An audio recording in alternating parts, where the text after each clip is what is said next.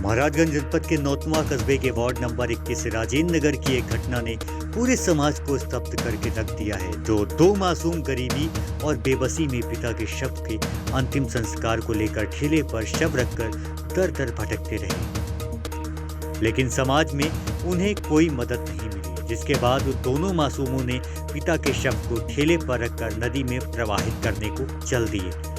तभी देवदूत बनकर पहुंचे मुस्लिम समाज के दो युवकों ने इंसानियत की अनोखी मिसाल पेश की और मदद करते हुए शव का अंतिम संस्कार किया। नौतनवा के राजेंद्र नगर निवासी लव कुमार पटवा फेरी लगाकर चूड़ी बेचकर अपने परिवार का भरण पोषण करते थे। परिवार में पत्नी की मौत पहले हो चुकी है।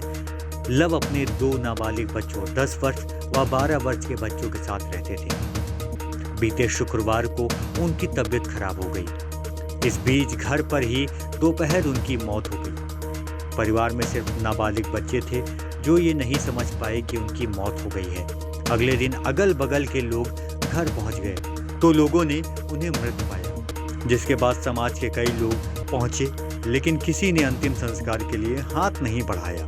दोनों नाबालिग बच्चों ने जब शव से दुर्गंध उठता देखा तो नदी से प्रवाहित करने की सोची, जिसके बाद दोनों बच्चों ने पिता के शव को ठेले पर रखकर कपड़े से ढककर नदी में प्रवाहित करने के लिए चल दिए। नौतनवा के छपवा के पास ठेले पर रखे शव को देख मुस्लिम समाज के युवक राशिद ने बच्चों से पूरे वाकये की जानकारी ली और खुद आर्थिक मदद करते हुए हिंदू रीति रिवाज के अनुसार शव का अंतिम संस्कार कराया। जैसे ही ये बात सोशल मीडिया के माध्यम से पहुंची, लोगों ने युवक की बहुत तारीफें की। 12 साल के इनके पिता की आकस्मिक मृत्यु हो जाती है। 3 दिन तक लाश पड़ी रहती है, क्योंकि घर में माँ भी नहीं है। और यह बच्चे समझ नहीं सके कि मरे हैं कि जिंदा हैं। उसको बाहर ठेले पर लाश रख करके वेट कर रहे थे कि कुछ लोग आवे, बतावे, मार्गदर्शन करें तो हम आगे क्रियाकर्म करें। नाबालिग बच्चों को क्या मालूम है कि क्या क्रियाकर्म होता है, क्या नहीं होता है, लेकिन कोई आगे नहीं बढ़ा। तीसरे दिन अब यह लाश को नदी में प्रवाहित करने के लिए ठेले पर लाद कर ले जा रहे थे। चलो भैया, लाश को प्रवाहित कर दे कि यहाँ से जो है दुर्गंध वगैरह हट जाए। बीच में रास्ते में इनको राशिद जी, जो सभासद भी हैं, मिले। उन्होंने पूछा क्या बात है, क्या माजरा है, कहाँ ले जा रहे हो? तो बच्चों ने बताया। तो फिर राशिद जी ने अपना पूरा समय दिया, पूरा सहयोग दिया, पैसा खर्च किया और इनका अंतिम संस्कार विधिवत कराया।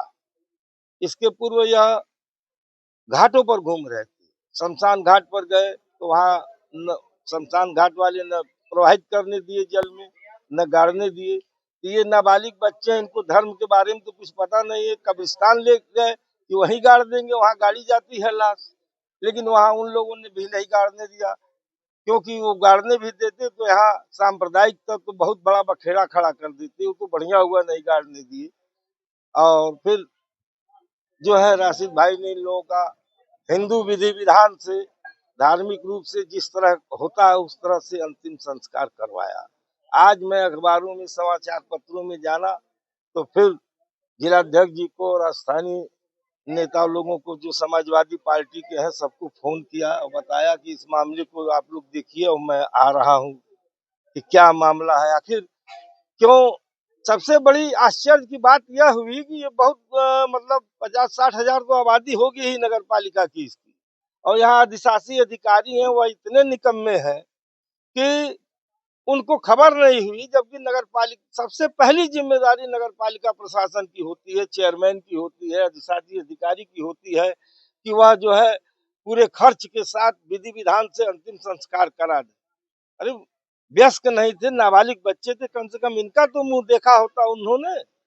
उसके बाद यहाँ जिला तहसील प्रशासन है, जहाँ उप जिलाधिकारी बैठते हैं, वो भी असंज्ञेय रहे, कोई संज्ञान नहीं लिया, कोई कुछ नहीं किया। इसके बावजूद अभी तक कोई नहीं पहुंचा, कोई नगर पालिका प्रशासन से सहायता नहीं मिली, न तहसील प्रशासन से सहायता मिली। कम से कम अब तो सहायता मिलनी चाहिए थी। इनका घर देखिए, ये तो लग रहा है कि इसी में इनका जो है कब्रगाह बन जाएगा। चारों ओर से फटा हुआ है, गिरने के कगार पर है। कम से कम इनका घर भी बनना चाहिए और इन बच्चों की सुरक्षा होनी चाहिए। आपकी तरफ से किस तरह का सहयोग किया जा रहा है आपकी पार्टी की तरफ से? आज जो है हमारे जिले संगठन की तरफ से 10,000 रुपए की तत्कालिक सहायता दी जा रही है। इसके बाद और भी सहायता इनको प्रदान की जाएगी ताकि यह ठीक से क्रियाकर्म कर सकें, ठीक से उठ के खड़े हो सकें। बराबर इस परिवार का ध्यान रखा जाएगा। स्थानीय शासन नाकाम साबित हुई है तो इसमें सरकार को चेतना चाहिए, लेकिन सरकार भी निकम्मी है, वह कोई कार्रवाई करेगी नहीं। नहीं तो अधिशासी अधिकारी को तुरंत सस्पेंड करना चाहिए इनको। इतनी बड़ी निकम्मापन दिखलाया अधिशासी अधिकारी ने जिसकी उम्मीद नहीं थी। चेयरमैन के घर के बगल में रहने वाले परिवार, और उसके बावजूद चेयरमैन कहना कि हमको मालूम नहीं हुआ। अरे जब राशिद को मालूम हो गया, उनको नहीं मालूम हुआ। ठेले पे ले जा रहा, घाट घाट घूम रहा, उनको मालूम नहीं हुआ है।